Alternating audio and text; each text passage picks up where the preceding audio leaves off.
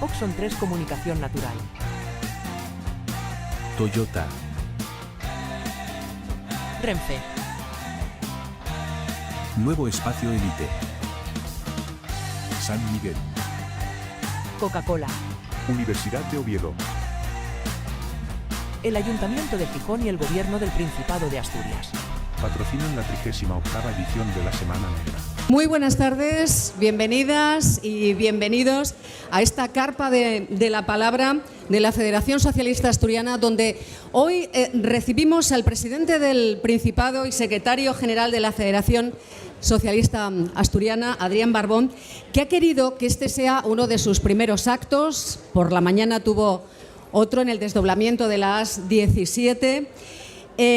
Actos públicos después de esa semana de confinamiento por prescripción facultativa tras sufrir los efectos de una bacteria. A pesar de no estar totalmente recuperado, hoy ha querido estar con todos nosotros para seguir manteniendo ese diálogo permanente con la ciudadanía asturiana también aquí en la Semana Negra. Señor Barbón, muy buenas tardes. Buenas tardes. Bueno, ¿cómo se encuentra? Bueno, pues vamos a decir que aceptablemente bien, aunque no del todo recuperado, como muy bien decías, porque aparte de esta infección en concreto, que fue la que me dio guerra, que no fueron una, son 3 bacterias que vinieron, no voy a coger una sola, oye, siempre acaparando, eso no puede ser, Sí. Me tuvo un poco tumbado. Aparte de eso, pues tienen que hacerme otro tipo de pruebas porque, bueno, digamos que hay una parte de mi cuerpo que da últimamente problemas desde hace unos años y van a analizar el porqué.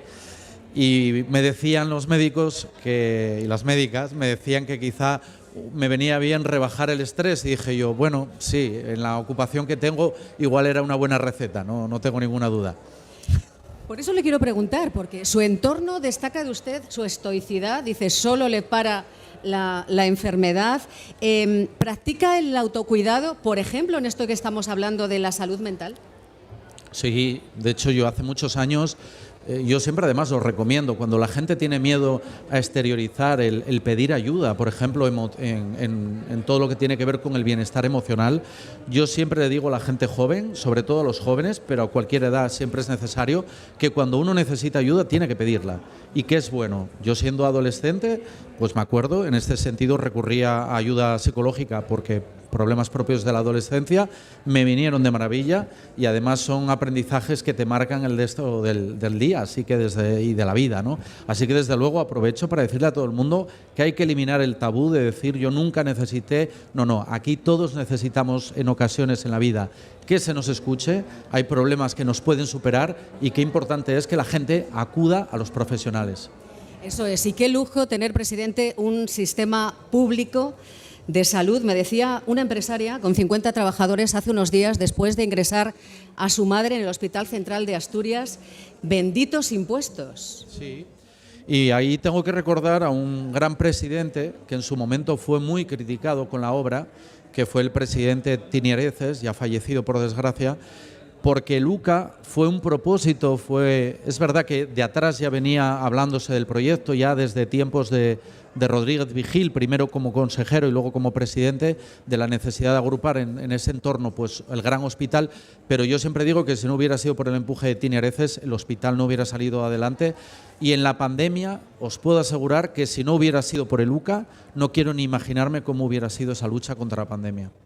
Vamos a hablar de lo que es actualidad esta mañana. Usted mismo decía, ni privilegios ni discriminación en lo que tiene que ver con la financiación autonómica. Pero, ¿cómo lo va a hacer?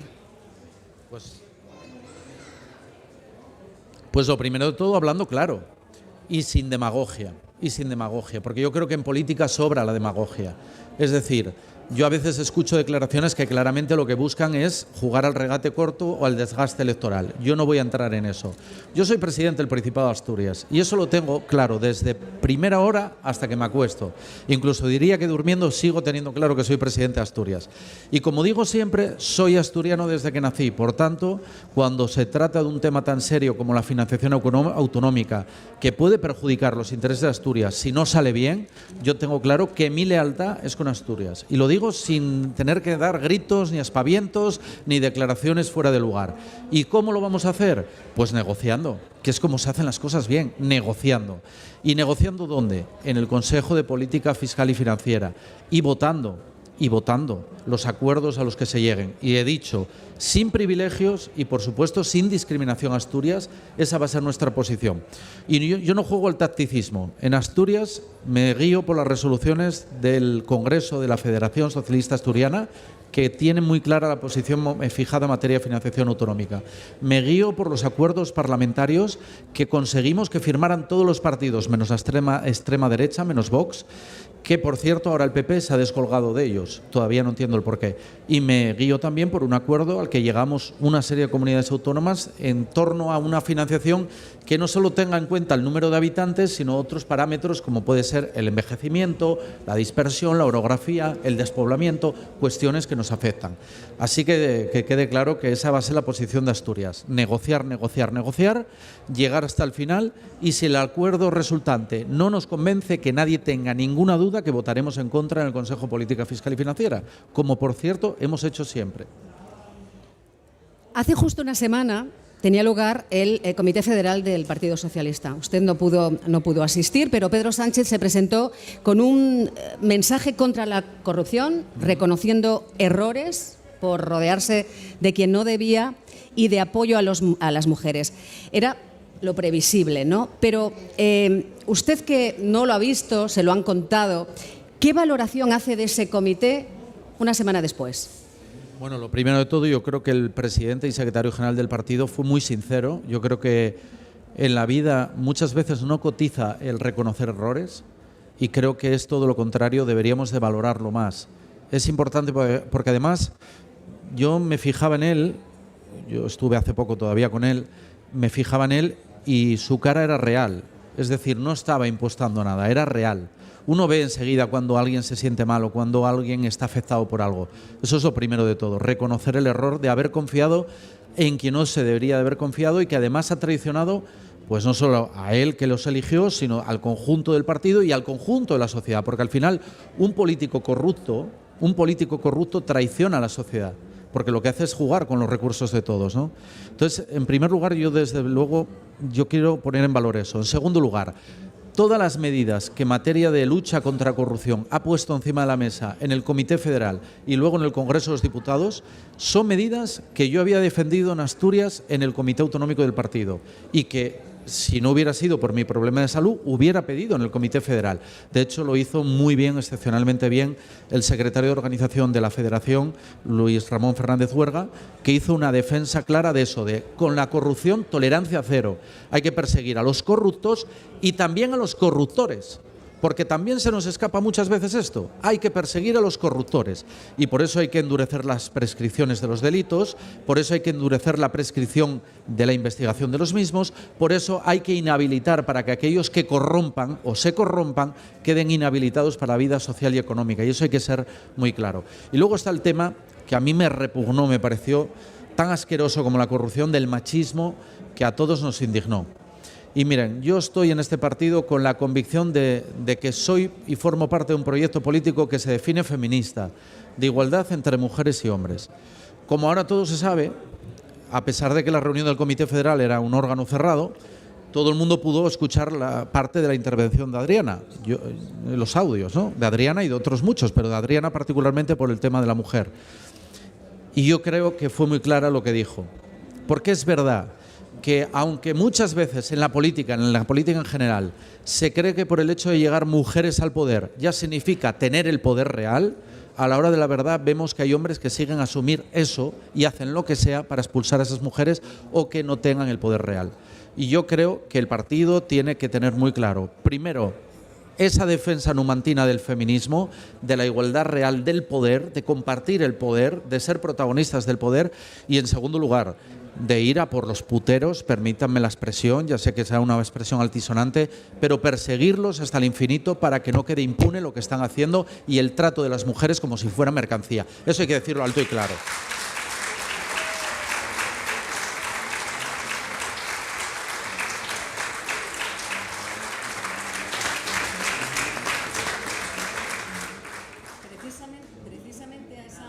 intervención de Adriana Lastra me quería referir porque ella fue víctima de la persecución, del acoso de Santos Cerdán. Dejó varios titulares el pasado sábado que creo que es interesante recordar, ¿no?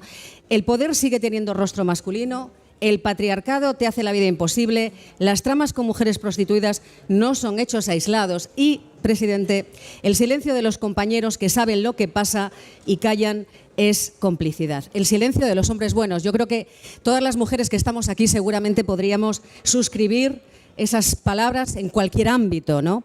Pero usted vivió de cerca esa situación que sufrió Adriana Lastra, ¿no? ¿Por qué los hombres buenos no dijeron nada, no dicen nada en esos momentos? Bueno, yo lo primero que quiero decir es que sí, lo viví de cerca y hasta tuve que vivir de cerca auténticas mentiras que se dijeron sobre Adriana Lastra, porque recordarán, ella dimite en un contexto determinado, julio del 22, un embarazo de riesgo, decide dar un paso atrás. En esa lucha de poder que efectivamente existía con Santos, ella estaba claro que a Santos le sobraba en Madrid.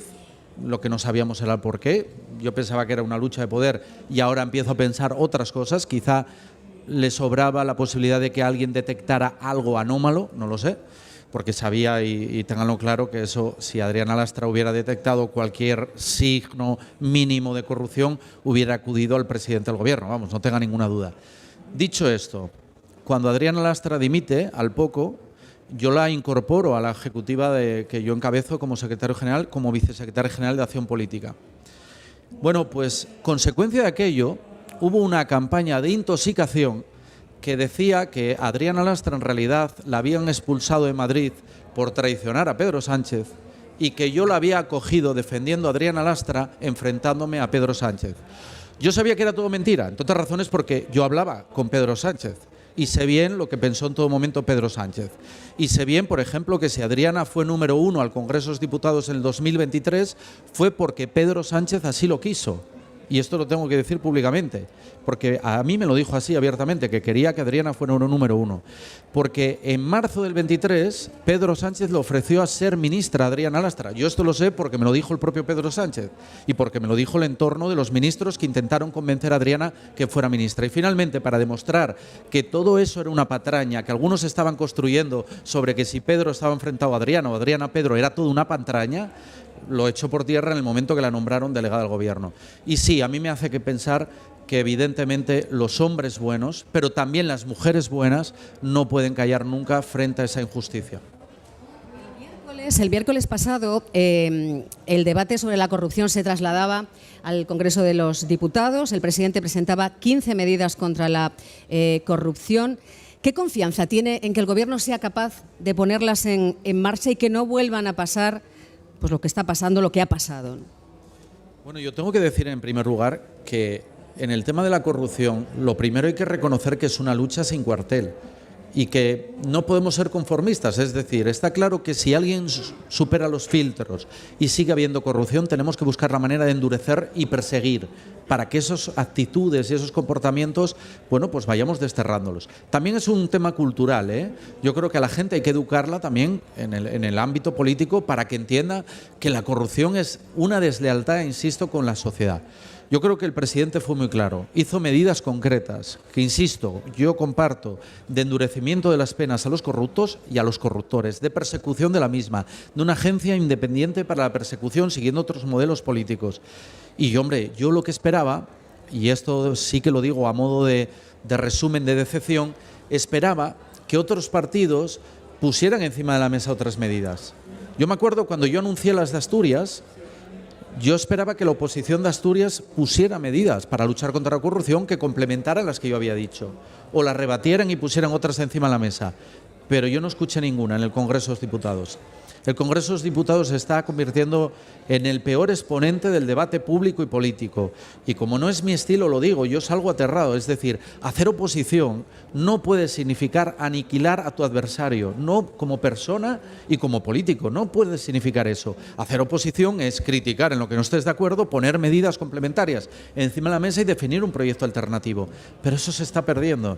Y por eso yo, a pesar de que creo que el presidente pues las va a poner encima de la mesa, mesa para que se voten en el Congreso, tengo que decir que lamento profundamente porque me da la sensación que la oposición va a negarse en redondo a aprobar medidas que endurezcan la lucha contra la corrupción. Y es algo que yo desde luego no entiendo ni comparto. Trasladando la pelota a Asturias, donde también hemos sufrido la corrupción a diferentes niveles, uno de los últimos casos que tuvo lugar en el seno de un gobierno autonómico fue en el año 2010, en la Consejería de Educación con el caso Marea. ¿Qué certezas tiene usted hoy, qué controles de que un caso Marea no se va a volver a repetir en Asturias? Bueno, lo primero que hay que decir es que a consecuencia de aquello se modificó en el ámbito de control interno de la Administración. Pero aún así, todavía el otro día en el Parlamento yo anuncié una medida mayores. Ya quedaban pocas mesas de contratación donde participaban políticos. Bueno, pues la decisión que he adoptado es que incluso en esas pocas mesas de contratación donde participan políticos sean excluidos y ningún consejero o consejera, ningún viceconsejero o viceconsejera y ningún director o directora general, ninguno de ellos formen parte de las mesas de contratación. A mí me parece clave. Ahora, también es cierto, no nos engañemos, que por muchas medidas que se pongan en marcha, por mucha vigilancia, eso que se dice invigilando, que se ponga en marcha, el que intenta corromper o quiere corromper siempre intenta buscar un hueco. Y siempre hay personal. Imagínense que retiramos, como le digo, ¿no?, a todos los políticos, como vamos a hacer en Asturias, de todas las mesas de contratación. Podemos tener la desgracia de que pueda haber un funcionario que se corrompa y que corrompa un sistema de contratación. Yo en este sentido, desde luego, lo que sí puedo hacer y quiero que tenga todo el mundo la convicción, es que vamos a reforzar todas las medidas de control que estén en nuestra mano y todavía ir un poco más allá para que eso no suceda. La corrupción importa en los partidos de izquierdas, en los votantes de izquierdas, es algo que sabemos. ¿Qué expectativas tiene usted, presidente, cuando el CIS dice que un 48% de los asturianos quiere un cambio de gobierno? Bueno, el propio CIS dice que cuando uno pregunta espontáneamente a quién prefiere usted como presidente del Principado, ese mismo CIS, esa misma encuesta, dice un 32% espontáneamente. No, espontáneamente, para que la gente lo entienda, es cuando le dicen ¿a quién prefiere usted como presidente del Principado? Dígame un nombre. Y otra es la respuesta sugerida, que es cuando se dice ¿usted a quién prefiere de presidente? ¿A Adrián Barbón o a fulanito o fulanita, ¿no? Bueno, esa es una respuesta espontánea. 32% Adrián Barbón es de los porcentajes más altos de todos los presidentes autonómicos y creo recordar que al candidato del Partido Popular, que yo siempre defino con cariño, vista la experiencia del Partido Popular en Asturias y vista su propia historia y trayectoria, creo recordar que era un 8%, no sé si llegaba al 8%, 32, 8%. Esos son los datos. Vamos, que está tranquilo. No, en política tranquilo no se puede estar y yo creo que si estuviera tranquilo quizá todo esto que he pasado no tendría que ver. No se puede estar tranquilo en un arranque de año que tiene mucho que ver con una legislatura anterior también que fue muy compleja, ¿no? Porque, por ejemplo, claro, la legislatura anterior, yo recién llegado con 7 meses, la pandemia. Eso fue un antes y un después que evidentemente a nadie le enseñan cómo ser presidente. No hay, yo decía siempre, no hay un manual de instrucciones. Yo no encontré ninguno en la mesa, el despacho. Pero desde luego lo que no hay es un manual de cómo gestionar pandemias. Ahora sí que creo que deberíamos de trasladar todo lo que aprendimos en la pandemia, por ejemplo, para que la haya, ¿no? Pero es que este arranque de año ha sido durísimo, durísimo. Porque quiero recordar algunas cuestiones, ¿no? Por ejemplo, el terrible accidente de los mineros de Cerreu, ese caso Blue Solving de rapiña empresarial. Yo estoy convencido que eso se va a demostrar y que ha sido muy doloroso, yo lo puedo asegurar. Es de estas cosas que a mí, además proveniendo como provengo de la cuenca minera, me afectan más todavía. Luego el conflicto educativo, que fue durísimo también y que desembocó, como todo el mundo sabe, en un acuerdo, sí que es bueno, que se llama Asturias Educa, pero que pasó además por una dimisión que la propia consejera pues quiso dar un paso a un lado porque entendía que así facilitaba este entendimiento. Y luego ya para rematar todo esto del descubrimiento de la corrupción que nos repugna, que a mí me da asco, me repele, y por supuesto todo el machismo que es de esas cosas que me echan atrás. O sea que no está siendo un arranque de año fácil precisamente. Tranquilo nunca se está. Ahora, yo creo que en política la gente cuando llegue el 27 tendrá que decidir en quién confía. El voto es la muestra más especial de confianza, porque se da cada 4 años a una persona que te transmite si es creíble o no, si sabes cómo es o no, cómo actúa, cómo se comporta como persona. En política hay mucha gente que imposta y yo siempre digo que la gente que busque lo genuino, que busque lo que es, que la persona sea como es, no los que imitan, no los que copian, no los que...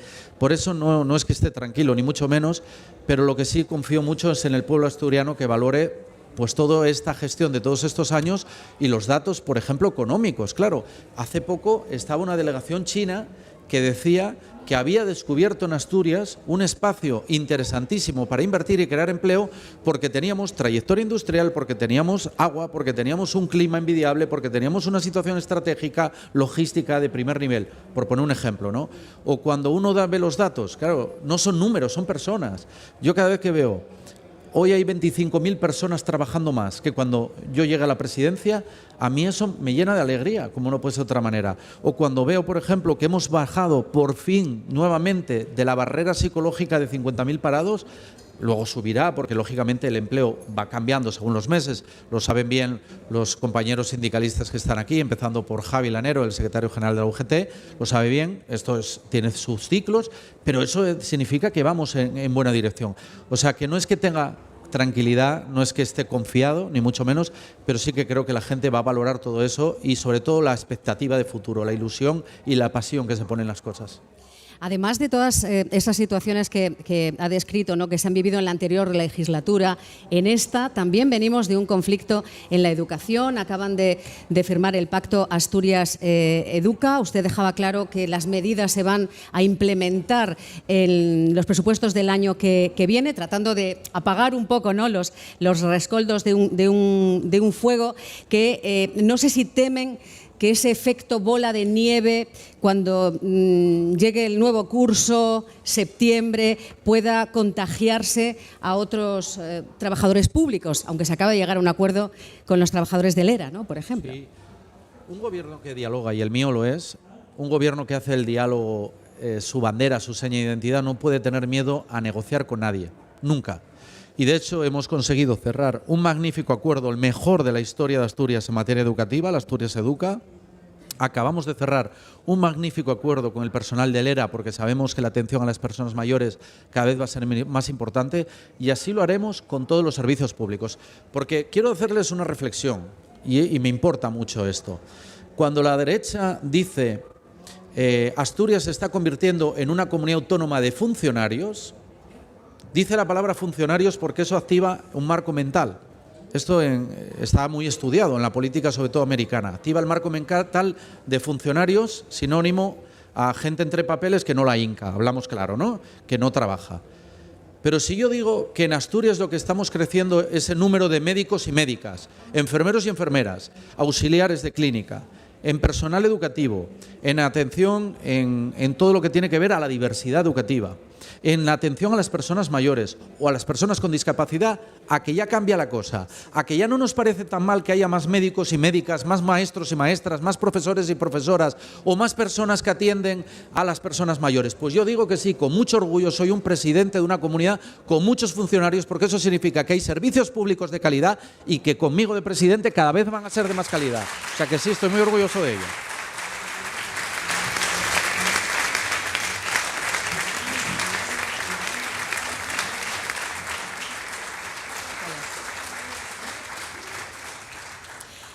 Acaba de mencionar a la delegación china y quería preguntarle si hay alguna inversión a la vista, ¿no? Si en estos días que han estado por aquí, aunque usted no ha podido acompañarlos, lo ha hecho la vicepresidenta Jimena Llamedo, ¿hay alguna inversión a la vista?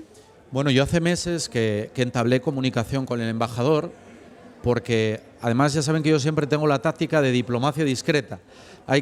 Si las cosas queremos que salgan bien, lo que hay que hacer es trabajarlas.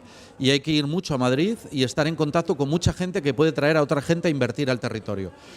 Y lo cierto es que sí, hay proyectos que, bueno, van encaminados, pero yo no quiero avanzar nada porque no quiero que se frustren. O sea, que espero, además tengo una teoría. Nosotros lo que sí estamos haciendo es facilitar la actividad económica al máximo.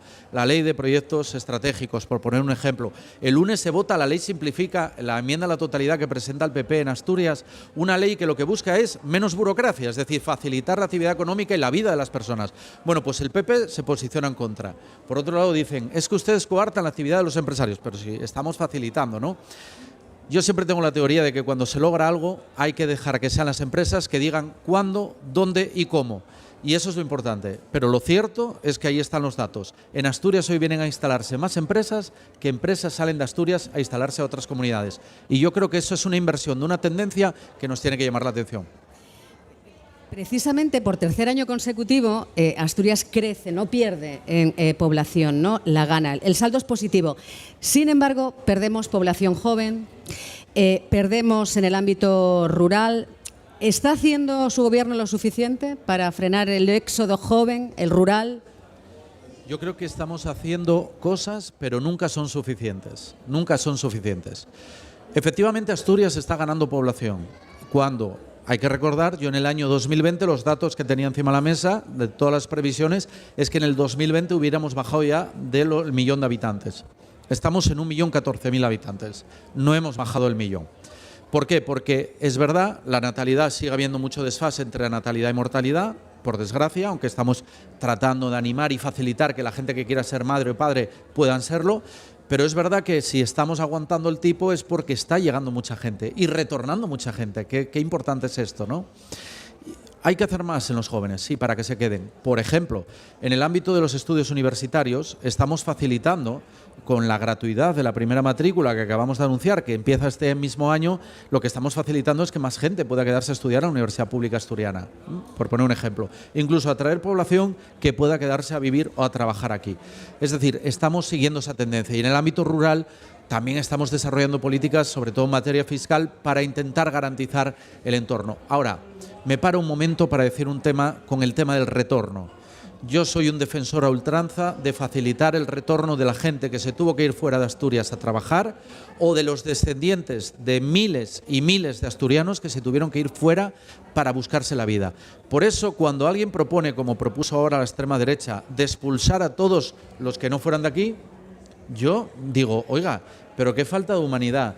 Porque quiero recordar a todos los nuestros que tuvieron que marchar, y tú lo conoces bien porque provienes de una zona en la que tantos de los nuestros tuvieron que huir o tuvieron que marchar simplemente para poder vivir.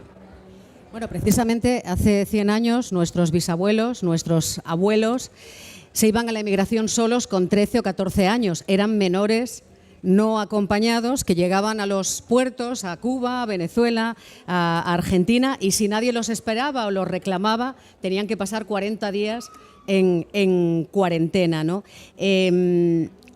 Precisamente ese discurso al que usted hacía alusión, ¿no? Creo que pone de manifiesto que estamos en un momento en el que tenemos que tomarnos en serio ese discurso, echar a 8 millones de españoles en algunos casos, porque los hijos, las segundas generaciones ya son españoles de pleno derecho. Yo creo que merece más que una campaña de concienciación a una sociedad, ¿no? Creo que completamente articulada contra esto, ¿no? Bueno, es que pensemos el ejemplo que acabas de poner de los abuelos y bisabuelos de muchos de los que estamos aquí. Claro, la extrema derecha hoy los llamaría menas. No tendrían nombre, porque serían menores no acompañados. Y yo siempre digo que no hay una mayor muestra de falta de humanidad, de verdad, que eso, que tratar a un menor con ese desprecio. Primer punto. Segundo punto, ¿quién es asturiano? ¿Asturiano es el que nace aquí? Sí. ¿Asturiano es el que siente vínculos con Asturias porque es descendiente de asturianos? Sí. Pero también asturiano es el que, no teniendo ningún vínculo con Asturias, viene a vivir, a trabajar, a compartir, a construir comunidad con nosotros y nosotras. Para mí esas personas también son asturianos y asturianas. Y comunidades, pues sobre todo latinas, en este caso, que son muchísimas las que están viniendo de Latinoamérica, de toda América Latina, pues yo creo que hay que decirlo claro, alto y claro. Y en tercer lugar, y hay que decirlo a la gente con total claridad, si esos 8 millones de personas fueran expulsados, la economía española y la economía asturiana se derrumbaría. O sea que, primero, falta de humanidad. Segundo, el arraigo de recibir con los brazos abiertos a quien quiere construir. Y en tercer lugar, aunque sea solo por inteligencia económica, no se puede despreciar a todo lo que aportan a nuestra sociedad. La ministra de Igualdad acaba de lanzar una alerta máxima para que se incremente la vigilancia en los entornos donde existe violencia de género, ¿no? Después de los 17 asesinatos que se han producido en los últimos 6 meses. Por cierto, el 71% de los asesinatos machistas fueron cometidos por españoles.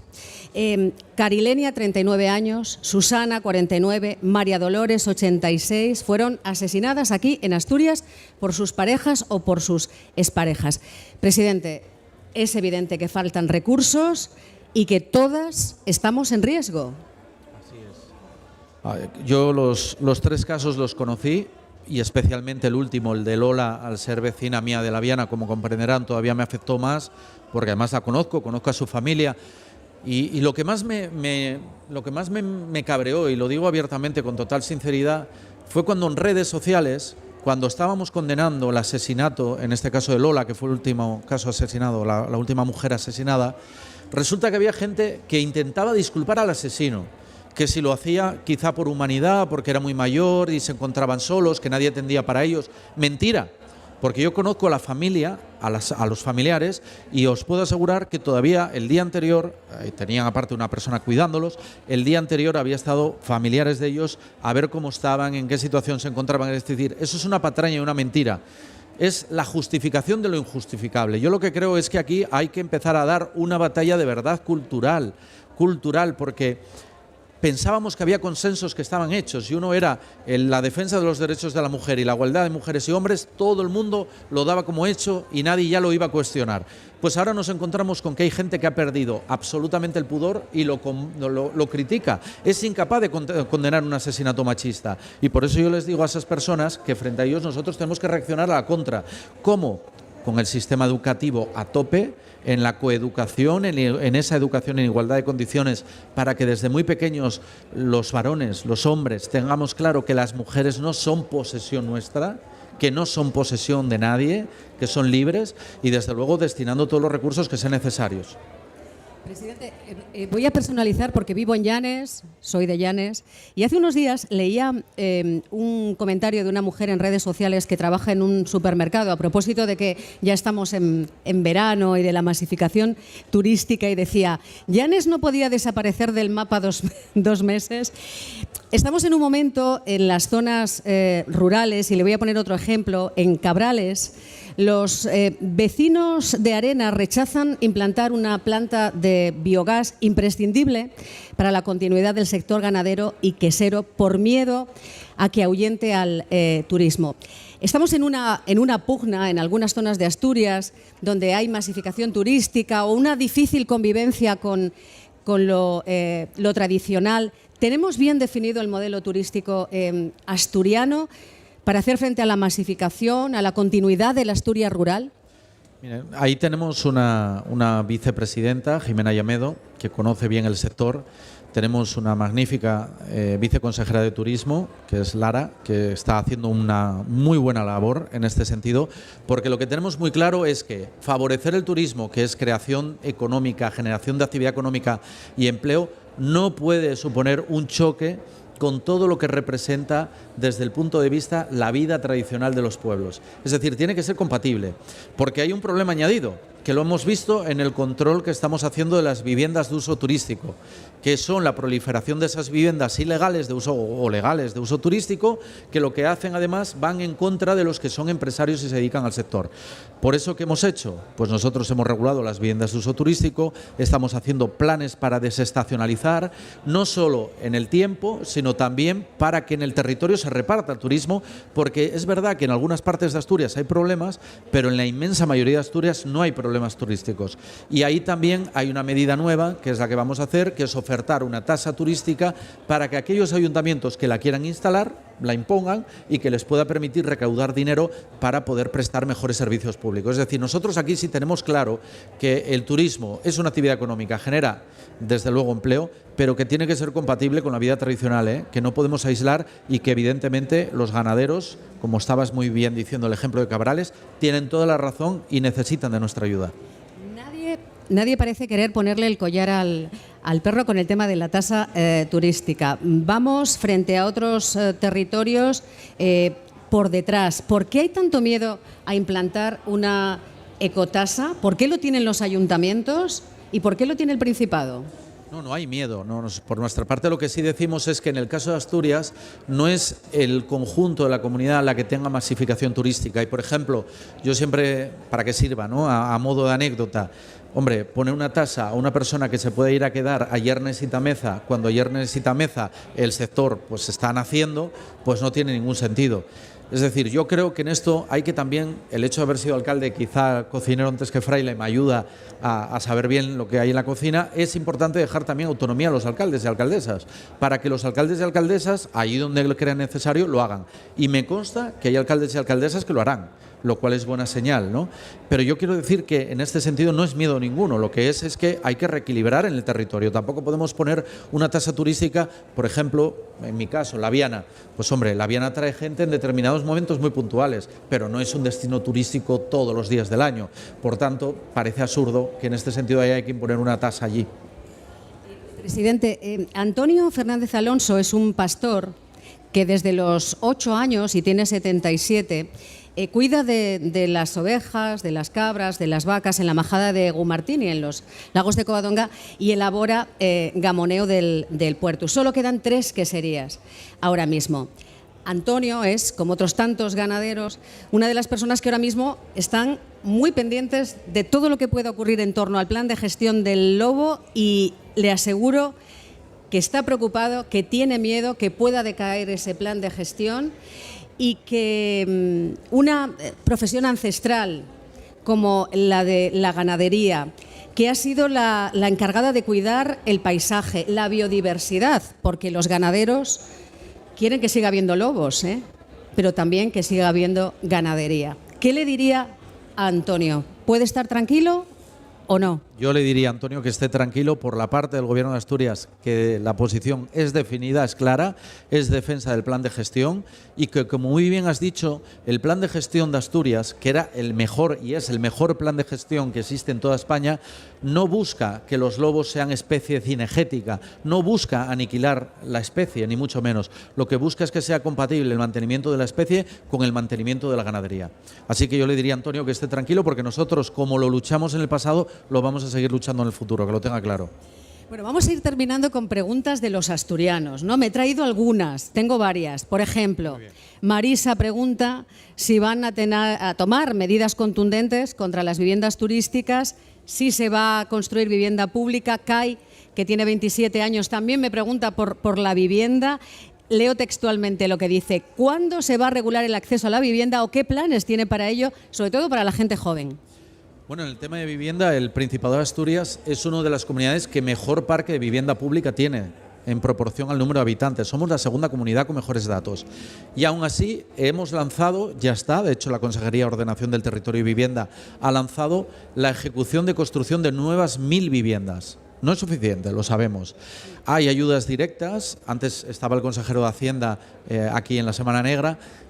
Bueno, pues hemos incrementado las ayudas, las deducciones fiscales al alquiler y al que saca en alquiler una vivienda, es decir, al que arrienda, al arrendador y al arrendatario, los dos, para favorecer que la gente, pues oye, sin miedo pueda sacarlo. Pero no solo eso, vamos a lanzar un plan que se llama Alquilamoste, que en el segundo semestre de este año lo vamos a lanzar, y que lo que es que estas personas que tienen una vivienda vacía, que no la usan habitualmente, pero que tienen miedo a alquilarla, porque bueno, se puede encontrar con el hecho de que bueno, pues pueda perder la calidad de la misma o tenga miedo a que no le paguen. El programa Alquilamoste supone un acuerdo de 7 años que el Principado de Asturias le garantiza cobrar el alquiler, que es un alquiler asequible, y al mismo tiempo la devolución del bien a los 7 años en perfecto estado de condiciones. Por tanto, de política de vivienda, nosotros marcha todas las marchas que podamos meter. Control de las viviendas de uso turístico. Ahí yo lo quiero decir claro. Asturias fue la primera comunidad autónoma que actuó de lleno. De hecho, lo hemos visto, se han dado de baja no sé cuántas en los últimos días. ¿Por qué? Porque estamos incrementando los controles y las inspecciones. Así que tenga todo el mundo claro que para nosotros la vivienda no es un mercado, no es un negocio, es un derecho. Repito esto, es un derecho. Patricia, asesora fiscal en Oviedo, me dice, ¿qué están haciendo para reducir la extremada burocracia, la documentación, el retraso en los expedientes, por ejemplo, de las ayudas, que me dice que no llegan nunca? Bueno, las ayudas sí llegan porque todos los años en los presupuestos ahí están los datos de lo que se entrega en transferencias corrientes que son muy, muy importantes. Pero es verdad, lo de la reducción de la burocracia yo lo comparto, pero es que desde que asumí la presidencia no dejamos de hacer medidas y de tomar y reformar leyes, la ley de empleo público, por ejemplo, la ley de calidad ambiental o la ley de medidas urgentes o ahora la ley Simplifica, que yo espero que salga adelante a pesar de la oposición del PP, lo que busca es reducir burocracia, es que las cosas se puedan tramitar de una manera mucho más sencilla. O, por ejemplo, también la ley de proyectos estratégicos que busca favorecer las inversiones. Es decir, se están haciendo muchas cosas. Luego, aprovecho, ya que habla de fiscalidad, para hacer una defensa de un sistema fiscal justo como es el asturiano. Porque lo que en Asturias estamos haciendo es una vía fiscal propia, la vía fiscal asturiana, que también ahora va a bajar a los primeros tramos, pero subir a los altos para compensar, de forma y manera que lo que estamos es dirigiendo todas las ayudas que este año ya han superado los 52 millones de euros, 52 o 54, ahora no recuerdo la cifra justa, perdón, los datos cerrados del 2023. En la declaración del IRPF las deducciones fiscales serán de 70 millones. O sea, démonos cuenta, cuando yo llegué a la presidencia eran menos de 9 millones de euros en deducciones fiscales, démonos cuenta, pero que van dirigidas ¿a quién? A las clases medias y a las familias trabajadoras, a la gente trabajadora. ¿Por qué? Porque yo digo que no está nada mal que los que más tienen aporten un poco más para que podamos repartir entre todos y construir un mejor estado de bienestar. Juan, desde Argentina, quiere saber cómo va lo de la circunscripción exterior. Bueno, pues va difícil porque, por desgracia, esa defensa de una circunscripción exterior estamos solos. Hay que decir la verdad. La Federación Socialista Asturiana está sola, el resto de partidos no lo ven, no comparten algo que yo creo que sería absolutamente innovador para tener en cuenta a tantos asturianos y asturianas, bueno, pues que forman parte del censo Cera, que tienen la nacionalidad española, pero que quieren votar, pero que quieren elegir a una persona que represente sus propios intereses. Y que no es una anomalía, que pasan países como Portugal o Francia, por poner algunos ejemplos muy cercanos a nosotros. Pero por desgracia, ya le digo, estamos muy solos. Ahí no encontramos el apoyo suficiente.